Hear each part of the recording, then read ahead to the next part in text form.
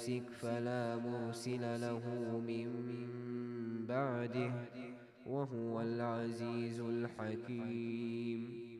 يا أيها الناس اذكروا نعمة الله عليكم هل من خالق غير الله يرزقكم من السماء والأرض لا إله إلا هو فأنى تؤفكون. وإن يكذبوك فقد كذبت رسل من قبلك وإلى الله ترجع الأمور. يا أيها الناس إن وعد الله حق فلا تغرنكم الحياة الدنيا ولا يغرنكم بالله الغرور. إن الشيطان لكم عدو فاتخذوه عدوا إنما يدعو حزبه ليكونوا من أصحاب السعير. الذين كفروا لهم عذاب شديد والذين آمنوا وعملوا الصالحات لهم مغفرة وأجر كبير. أفمن زين له سوء عمله فرآه حسنا فإن الله يضل من يشاء ويهدي من يشاء فلا تذهب نفسك عليهم حسرات إن الله عليم بما يصنعون. والله الذي أرسل الرياح فتثير سحابا فسقناه إلى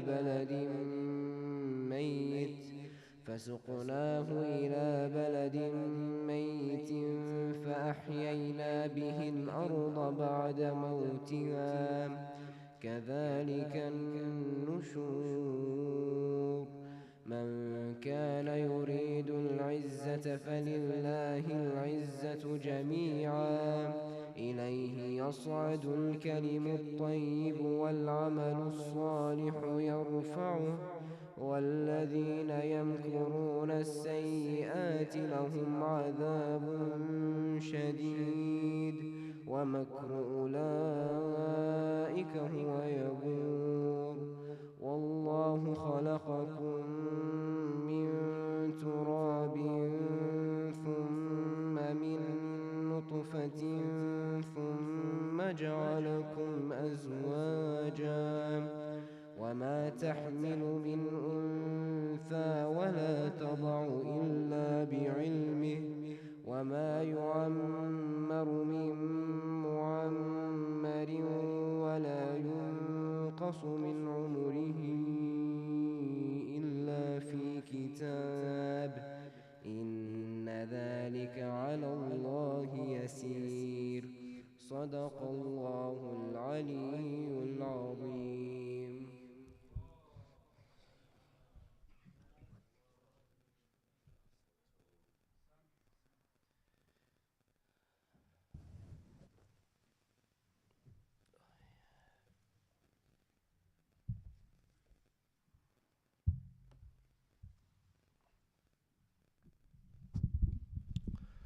أعوذ بالله من الشيطان الرجيم. بسم الله الرحمن الرحيم.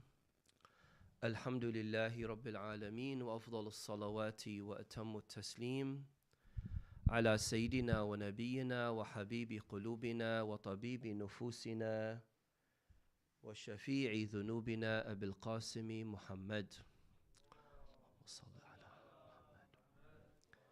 وعلى آل بيته الطيبين الطاهرين المعصومين الذين أذهب الله عنهم الرجس وطهرهم تطهيرا. عظم الله أجورنا وأجوركم. Condolences to you all on the commencing of the sacred month of Safar, as you all know, we're still in the very important season of commemorating the martyrdom anniversary of Sayyid al-Shuhada, Imam Hussein alayhi salam. And we are all privileged and proud and honored that this is a part of our identity. And we know that we have most definitely benefited from the last couple of weeks and will continue to be inspired and benefit from Ahlul Bayt alayhimus salam. Seeing that a few days ago it was the martyrdom anniversary of Imam Al Sajjad, Zaid Al alayhi salam, I thought it would be a good idea for us to look into a little bit of what he has left for us in the vast heritage of Imam Al Sajjad and what it is that we are able to learn on a practical level as modern day Muslims. We know that there are many, many challenges around us, and we know that, as Imam Ja'far al-Sadiq alayhi salam has said, Al-qabidu ala dinih kal-qabidu ala jamratin min al-nar, that one who is holding on to their religion in this day and age, it's like you're holding onto a firing, burning coal. And it is very difficult, the many challenges that we have, especially with the very strong wave of anti-religion. And people who are around us might not necessarily have the same ideology or the same collection of beliefs that me and you do. And when we interact with other people at school, at university, in society, we come across people who have different perspectives and different points of views. And if we haven't equipped ourselves with the right kind of understanding of our religion, wa alaikum salam, with the right understanding of religion, then of course that's going to have a really bad negative impact on us. Alaikum salam, Hajj. If I'm interacting with someone and I get close to somebody who has a very wrong understanding of religion, or very resentful towards religion, or hasn't learnt anything good from religion, either due to the fact that they have a misinterpretation of religion, or religion was forced onto them, or for whatever reason they're not, that much accommodating to religion. They're one of those lazy kind of people who don't like to be told what to do. Of course, that's going to develop into something really, really damaging. And whether you like it or not, you are influenced by your surroundings. You are influenced by those who are around you. You are influenced consciously and subconsciously by the people that you interact with. And that's why it should never be the case that you choose willingly to interact with people who have a different set of ideological beliefs. That you shouldn't willingly be preferring, for example, a non-Muslim or a non-Shi'i over someone else, over a Shi'i, over a follower of Ahlul Bayt. And even with that person being a follower of Ahlul Bayt, they need to meet certain standards and requirements. There's no fawda and chaos in our lives, or there shouldn't be any fawda or chaos in our lives. We have to be very diligent, we have to be very strict, we have to be very disciplined, we have to be very alert and aware. Nobody here is immune to any kind of problems or issues, or any kind of change that could happen as a result of that kind of bad negative influence. And social media, of course, tops it all with a lot of bad misinformation, a lot of bad influence, a lot of pleasing that people want to do for the sake of getting likes and things like that. Or as Maulana Ali always says, clout and clout chasing happens a lot. And therefore, in a lot of cases, just for the sake of wanting some kind of approval from someone else, a person might even be willing to let go of their principles. And you all know that this is something that I speak about very, very frequently, and you all know how many times we right here have addressed this issue of the dangers of mobile phones and little za'atit having mobile phones, and dumb, I shouldn't be saying it, but I just did, dumb parents being influenced by children. Instead of the parent being the authority and in control, it's the child who is in authority and in control, that the child gets what they want. I remember once upon a time, the child never got what he wanted or she wanted, and the parent was in control, but nowadays it's not the case. And it's very, very disappointing. And later on, بقول شماها چوبشون میخوره.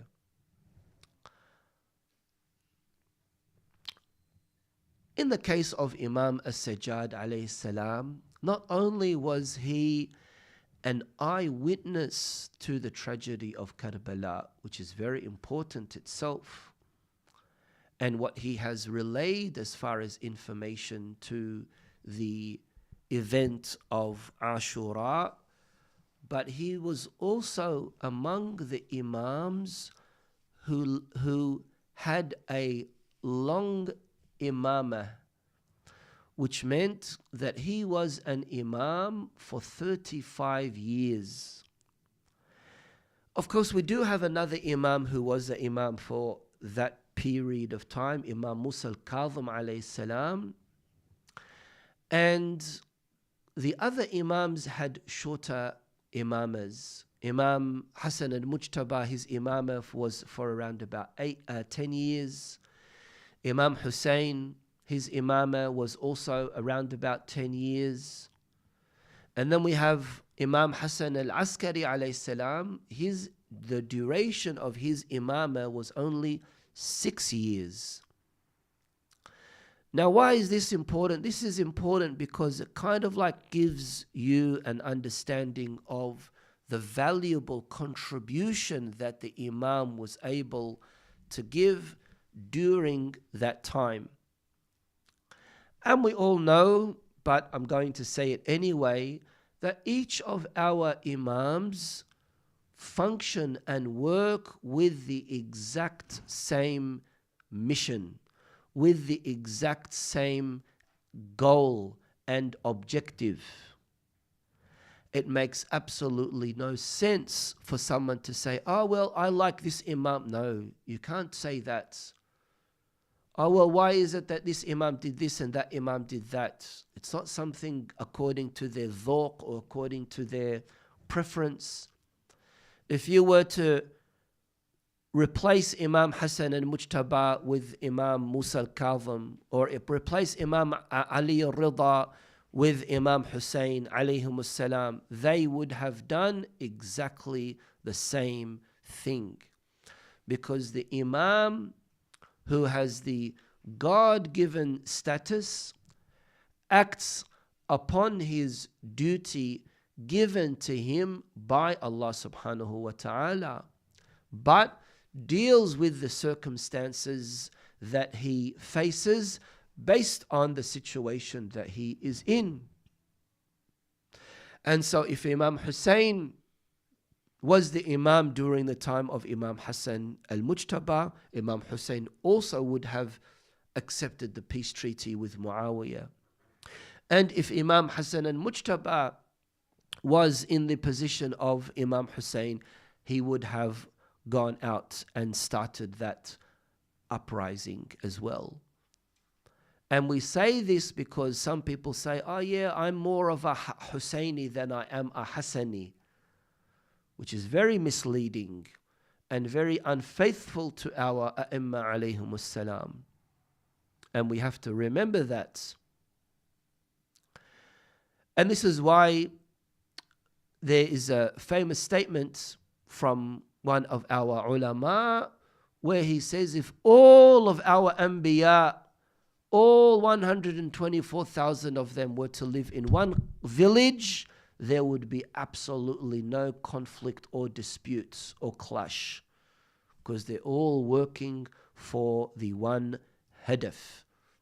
And that's also exactly how our imams were. Based on the circumstances, based on the situation, they needed to deal in that particular way. Otherwise, why was Imam Hussein under the living under the Khilafah of Muawiyah and didn't initiate the revolution for close to 10 years? And all of a sudden, with the coming of the Khilafah of Yazid in the 15th of Rajab in the year 60 after Hijrah, all of a sudden Imam Hussein alayhi salam announced the commencing of his revolution, because things were changed.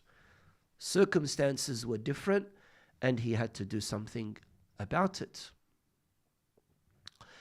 Imam Ali Al Sajjad alayhi salam lived in a time where there was moral decadence. He lived during a time where the Muslim Ummah had reached its bottom level. Yazid was a Khalifa for 3 years only. In his first year, he killed the grandson of Rasulullah and all of those family members as well. In the second year, istabah al-Madinah, he massacred al-Madinah al-Munawwara with the Battle of Al-Harra. And we spoke about that in the last program that we had. And in the third year of Yazid's Khilafah, he attacked Al-Kaaba al-Musharrafa with a catapult, with a manjaniq. Al-Madinah al-Munawwara, which was the Medina of Rasulullah sallallahu alayhi wa alihi, became Las Vegas, became Sin City. It was a place where dancers and singers and fornicators and every haram thing were not only being done there, but they were exporting it as well to other cities. Sham, which was the stronghold for Bani Umayyah, would request these haram people from Al-Madinah al-Munawwara. And this was not something that came out of nowhere. This was a plot, a scheme perpetrated by Bani Umayyah to change the dynamics of the Muslim Ummah, so they are able to indulge themselves in the worst of haram, and people, the rest of the Muslim Ummah, do absolutely nothing about it. And that's what happened with Imam Hussein's martyrdom as well, isn't it? Majority of the Muslim Ummah stayed absolutely quiet. Where's your brother? Majority of Muslims stayed absolutely quiet when all of this happened, as far as Karbala is concerned.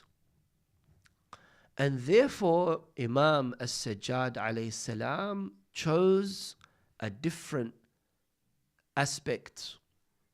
And he said, I am going to revive the spiritual, moral, and social elements of Islam. And that's what Imam Al Sajjad alayhi salam worked on. spiritual by introducing As-Sahifa Sajjadiyya, the Zabur of Ala Muhammad sallallahu alayhi wa alih. That beautiful book that is so valuable that unfortunately, as valuable as it is, majority of us still haven't familiarized ourselves with As-Sahifa Sajjadiyya. And I encourage my brothers and sisters to look into the ad'iyah of As-Sahifa Sajjadiyya. There are so many supplications, well, there are only 50 something of them, but there are so many variety that you are able to see and use for your own self.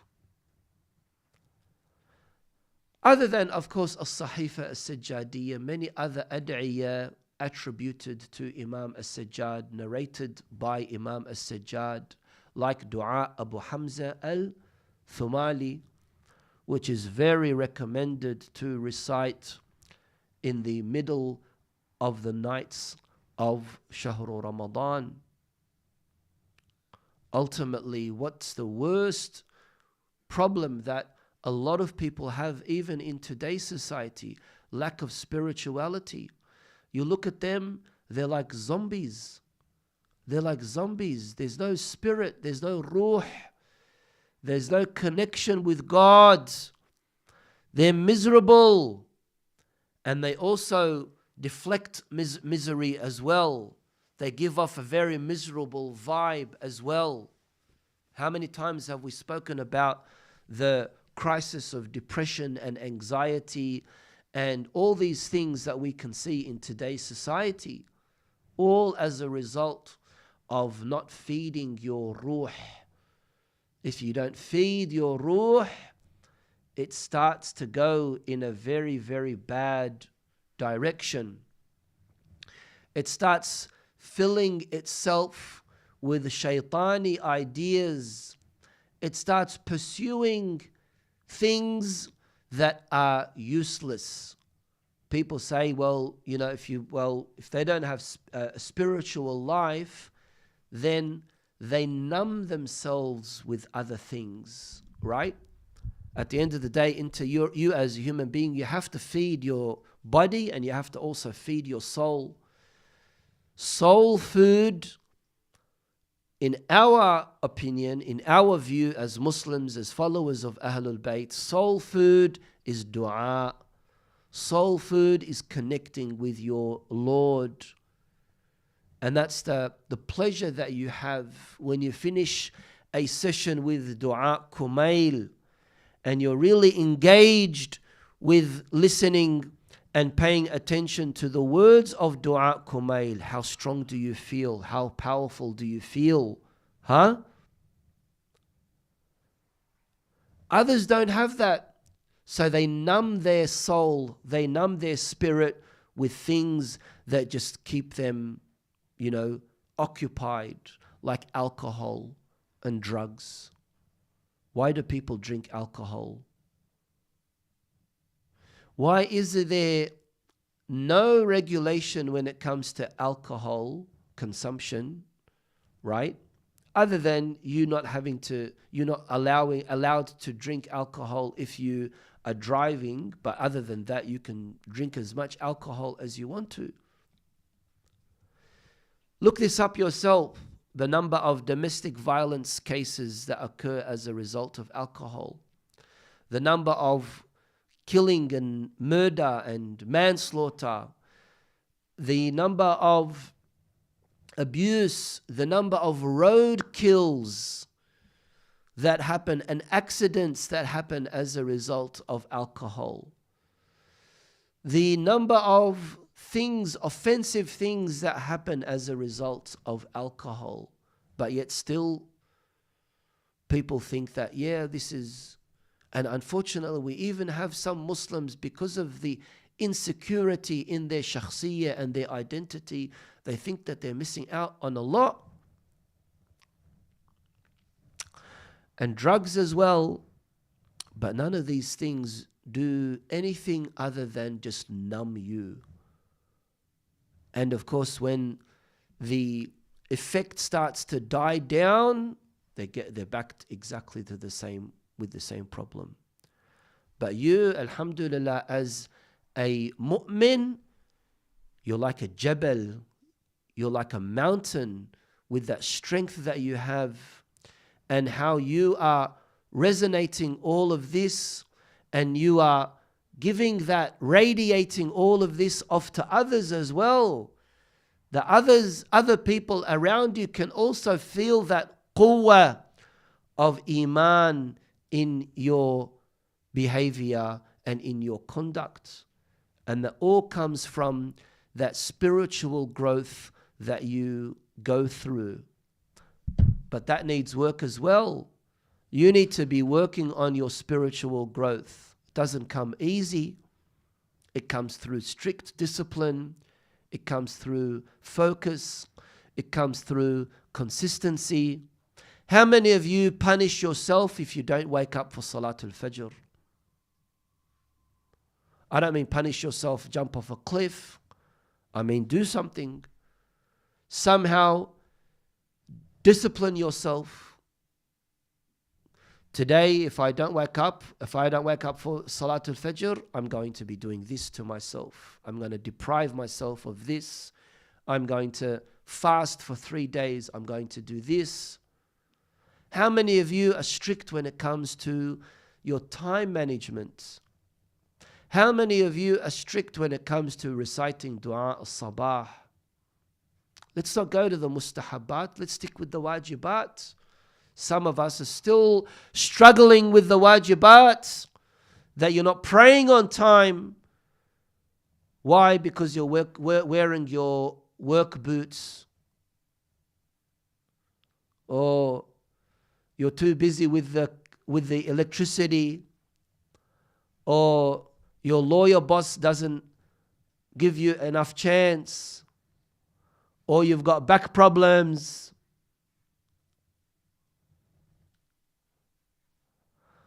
or in the pharmacy they don't allow you to have a break. So I'm giving enough examples for everyone. Or Eurofoods, the truck doesn't let you stop. That's not good. Absolutely every one of us can come up with an excuse why we don't pray on time. Each and every one of us. Oh, I had to go to the toilet and now I'm najis. Oh, but the boss doesn't allow